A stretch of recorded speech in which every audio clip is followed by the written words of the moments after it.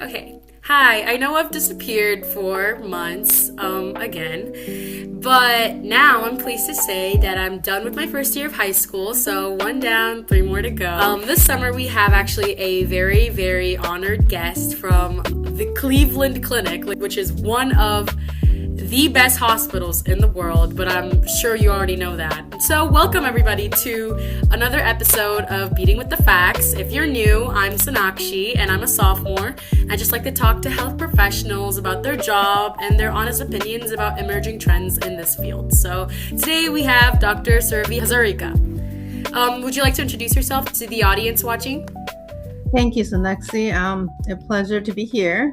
So my name is Surovi Hazarika. I'm a cardiologist at the Cleveland Clinic. I practice general cardiology. I've been here for last about 10 years now. I work in clinical cardiology. I work as the medical director of one of the outreach Cleveland Clinic cardiology clinics, and I served in the role of the clinical chief of cardiology for Avon Hospital for 5 years. Okay. So now that we've gotten a base, introduction, and we'll learn more about her later on because she has an interesting story. So let's start with something general. What warning signs do you think people should never ignore at home, cardiac or non-cardiac specific? Yeah. Yeah, in general, some of the most alarming cardiology symptoms that people should not ignore are chest discomfort. And, a lot of people think of discomfort as chest pain, but over the time, we have realized that it isn't just chest pain. Any kind of discomfort in the chest, particularly if it comes with exertion and consistently with exertion, that's something that shouldn't be ignored. Number two, I would say any kind of abnormal heart rhythm problem, which people usually feel as either skipped heartbeat or racing heartbeat, particularly if it sustains for a period of time or comes on too often, those are the things that should not be ignored. Now we're going to get a little bit more into your background so the audience can know more about you. So, how is your path different from the typical cardiologist, and what was your path from high school to becoming who you are right now? So my path is a little bit different than somebody who obviously grew up and goes to school here because I went to school in India, eastern part of India called Assam. I would like to say before I describe my pathway that a lot of time when younger people think about their goals in life, how to get to the goal in life, right? It seems like you imagine a very linear pathway. But the reality is that in majority of cases, the pathway is not linear, it's very zigzag. And at the end, you realize that that zigzagness was somewhat intended, sometimes it's unintended, but eventually that actually adds to your experience and your skill set to the end outcome goal. So my pathway through high school to med school was actually a pretty linear pathway. I went to high school in India, and in India, the way it works, at least at that time, it worked that if you score above a certain percent in the 10th grade, which is the final grade in school, you get to go to sort of like the pre-med equivalent, which is the science stream in 11th and 12th. And if you do well in the science stream in 11th and 12th, if you score above a certain percentile, you get to appear for the medical school entrance. And if you do well in the medical school entrance, score above a certain percentile, you get the medical school interview and acceptance. So that was a pretty straightforward linear pathway for me. However, the pathway after medical school is probably where it was somewhat zigzag. From third year of medical school, I really loved cardiology. I wanted to be a cardiologist, but the opportunity to be a cardiologist, the subspecialty spots were very limited in India at that time, and particularly seen as a male dominant field because of the demands of cardiology and the long hours. So, being a female from northeastern India, which is a pretty small part of India, and aiming for cardiology was a long shot for me. So I had to think about how can I hone my skills better to eventually land there. And in the process, after I graduated from medical school, what I realized I was most efficient in was medical research. Because at that time, medical schools in India did not incorporate subclinical or clinical, preclinical or clinical research very well. So Hmm. I had to think of expanding my horizons. I felt like I lacked a very deep understanding on the topics that we discussed. It was great to know what's done, but why it's done is more important to know. So I decided to pursue a degree in research. So I Research. appeared for the GRE and I applied for universities over here. And finally, I had a couple of interviews and ended up at East Carolina University in North Carolina for a PhD program in cardiovascular physiology, which I thoroughly enjoyed. I had great mentors. The science taught me things that I could have never imagined. Hmm. And then for a period of time, I pursued research. Eventually, I ended up at Duke University, and during that period, I decided, it's now time to combine both research and my clinical interests. So I had to then appear for what's called a USMLE, Right.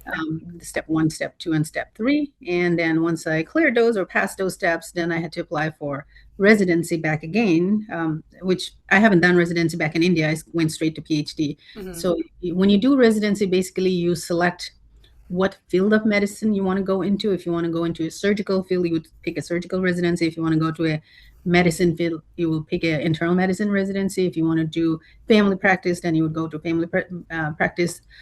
So I applied for an internal medicine residency. And after I completed my internal medicine residency, then I applied to cardiology fellowship. That was medicine residency is 3 years. Fellowship is, for me, it was 4 years because I did internal cardiology fellowship as well as something called vascular medicine fellowship, which is a sub Hmm. fellowship. So it was a long journey. Yeah, As for some say. sure. It was a very long journey, but it was all worth Just a it. quick question. So you have a PhD and an MD degree, so you have a dual degree? Yes, I do. Oh, okay. That's actually pretty cool because I personally also am interested in like pursuing an MD type of PhD type of pathway. And a question I'd like to ask, like going off of that, since like this whole like international kind of travel here, and then not knowing research and you describing the zigzag pathway, would you say that it was harder for you to learn stuff that you didn't learn in India, or was it that you enjoyed the challenge and you? No, I think it's, once you, I think it is a very challenging pathway. Mhm. But what I have learned is if you do something challenging because you love it, that challenge becomes an opportunity to grow and you thoroughly enjoy the process. Yes, it's hard work, but it doesn't feel like hard work because you're doing it because you want to do it, because you're enjoying it. And that's kind of how I felt. It was very challenging, things that I never learned before, but I thoroughly enjoyed it. It was like my peripheral vision expanded, it was just a very exciting time in my life to learn all the time, to grow and feel like I'm learning something that I can apply later, you How many know. years So do you think you studied like total? Like from Are from we asking about from postgraduate years? from no, from literally from high school to like as in like when your high school was done, like from college to all the way here. Like how long do you think you studied? Oh gosh, let's see. Medical school in India is 5 years. College in India at that time was for me was 2 years. That's like a pre-med course, so that's 7 years. Then PhD is 4 years, so that's 11. Then residency is 3, 14. And then fellowship is 4, so 18 years post high school. Oh my God. That is a long time. That is a very, very long time. That's a lot of information and experiences that, one can get in 18 years. Oh my goodness. Now, what I tell people is, it may seem that, a lot of people, younger people, like, why spend 18 years in training or in college or studying, right? But what you have to understand that a lot of those are kind of like work study situations, like residency is a work study situation, fellowship is a work study situation, PhD is a work study situation. So you're learning, you're getting paid minimal, but you're still getting paid, Yeah. and you're enjoying your life because you're learning. So Yeah, and since it's for any international people watching, and like your dreams really don't have a limit. I mean, I absolutely. have a person sitting right in front of me as an example. But since you mentioned research and how you did research, a new upcoming type of, with the mapping of the human genome and stuff like that, something I see a lot or see incoming is precision medicine, which is, for viewers that don't know, simply put, it's the diagnosing and treating of a person specific to their like genetics instead of the typical trial and error with sometimes diagnosing. So with the emergence of that, what are your opinions on it, and have you ever got to use it or your colleagues, and do you find it easier to use? So, yeah, we use precision medicine in the Cleveland Clinic. One thing I wanted to just explain a little bit better is when we think about precision medicine, we think about genetic testing, testing for predisposition for drug metabolism, testing for predisposition for any kind of cardiovascular disease, and targeting those specific conditions, sometimes with more appropriate medication, based on those specific conditions. But precision medicine should also involve specific lifestyle of that individual, you know. So one of the things that most standardized in medicine, or people know medicine as it is what we call the protocolized medicine, meaning you come in with chest pain, you get, this panel of testing, you do a couple of different testing, and if those are positive, you go pathway A, pathway B. That's like the most standard form of medicine. However, what we like to practice is if you come in and you have a family history of, let's say, X, Y, and Z, or what are the specific concerns that you have in terms of your lifestyle? What kind of physical activities are you doing in your lifestyle? What kind of diet are you eating in your lifestyle? And your workup and your treatment or further workup should be based keeping in mind your lifestyle, your diet, as well as your genetics.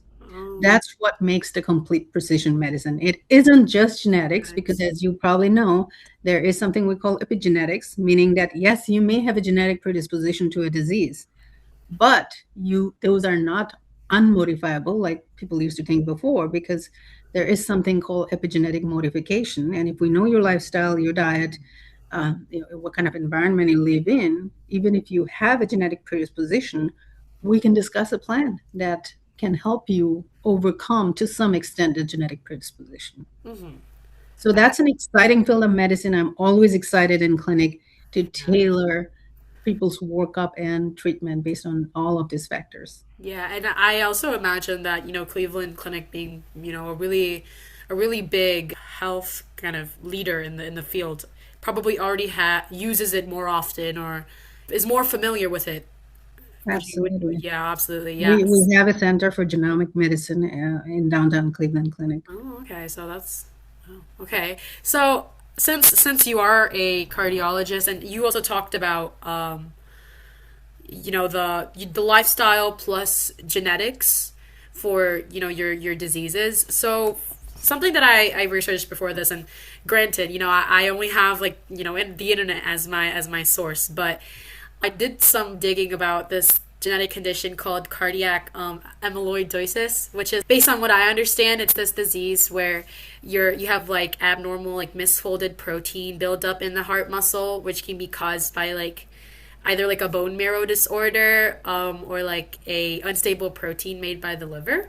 So would you say that's more of a genetics type disease than like a lifestyle thing, or is it something that can the lifestyle can also, like, let's say if I was a completely healthy person, like I couldn't develop this, right, since it's completely hereditary. So would you use only precision medicine for something like this, since it's mostly genetics?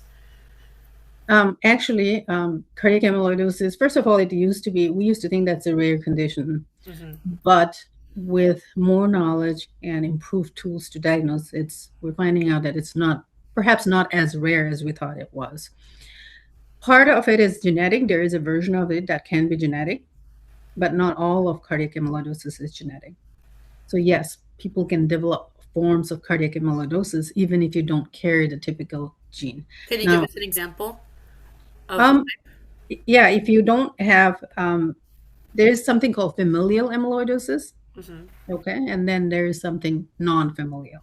okay. So people can develop cardiac amyloidosis is a systemic condition, meaning that it's not necessarily just a disease of the heart. Just like you said, there are misfolded proteins that can deposit in any end organ. So a lot of times we would diagnose people in their 60s, 70s, or even later when they come in with the constellation of findings like other organ system involvement. They would have kidney disease, they would have the nerve entrapment syndrome, and then they would develop heart failure syndromes. And then we would kind of put together of what could cause this multi-organ dysfunction, and we would check them for amyloid proteins and specific amyloid protein deposition, let's say in their nerve endings called the carpal tunnels in the heart. And they would, if it comes back positive, then they would be treated with a specific medication that prevents this misfolding of the protein or slows down the misfolding protein deposit. Now, not all of them has to be genetic. Okay?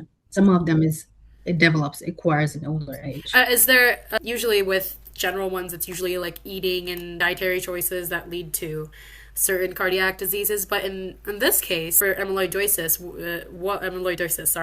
what certain lifestyle choices do you see that are causal or correlated with this disease?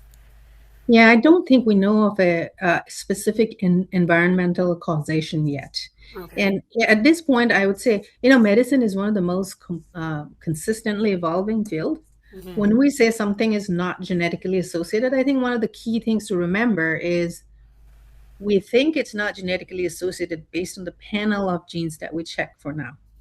Okay. That panel of gene continuously gets expanded every year. Additional genes get added based on what information we have from research studies. So what the panel of gene looks like today is not the same as what will look in 5 years. Then, excuse me, in 5 years, we may come and say, oh, we thought this was not genetic, but we now identified additional genetic mutations that can happen that was not identified 5 years ago. And therefore, these are also potentially genetic predispositions. So it's a consistently evolving field. And as of now, I don't think we know exactly what environmental factors predispose you to have cardiac amyloidosis. And then this is why I believe that clinical research and just health research or scientific research should be continued, encouraged, and the younger generation, like kids such as like us, should be exposed and should know what we know, what we don't know. I think our future generations like rely upon what we choose to do with research. So Absolutely. What we know, what we don't know is as important as what we know. So we can keep working on what we don't know yeah. to expand our future knowledge. So on a lighter note, since we kept talking about the unknowns, what's one common heart kind of myth that people still believe that you would like to disprove? I think the biggest myth is that you need to go see your cardiologist when you have a symptom, honestly. Okay. So think of symptom as like the tip of the iceberg in a person's life events. You develop symptoms when there is always, our body is made in such a beautiful way that we have a great degree of physiological adaptation that we can do. So when a disease process starts, there's a whole lot of physiological adaptation that happens. And when that physiological adaptation cannot happen anymore, that's when people develop symptoms. So that's the tip of the iceberg. Okay. So my biggest, I would say, myth in any medical field is that people wait to develop symptoms when they go see the cardiologist or their doctor. It's kind of like you're driving your car and you only go to the car dealership to get check up on your car when the car breaks, right? Yeah. In reality, if you went before, if something was partly degenerating, degrading, something was at risk of breaking down, you would identify much sooner. So I think what I'm saying is the biggest role in medicine is preventative, Preventative. not necessarily treatment of disease, but treatment of health so that people can have better quality of life. Diseases can be prevented before the first damage happens. So I would say is the biggest myth that you go to the doctor when there's something wrong with you. Yeah, Okay. and this was really great, Dr. Hazarika. I loved having this conversation with you. For any viewers out there, I hope that you pulled a lot out of this conversation, for a typical, non-typical pathway of an individual from an international country, with the emergence of health research, what we know, what we don't know. Check up on yourself, love yourself. It's better to take care of yourself now than to not do so and then go to the doctor when it gets worse. Yeah, thank you so much for joining me today, Dr. Hazarika. It was so nice to talk to you today, and I love this conversation. You are such a smart, intellectual individual, and I am so lucky to talk to you. Pleasure to be here.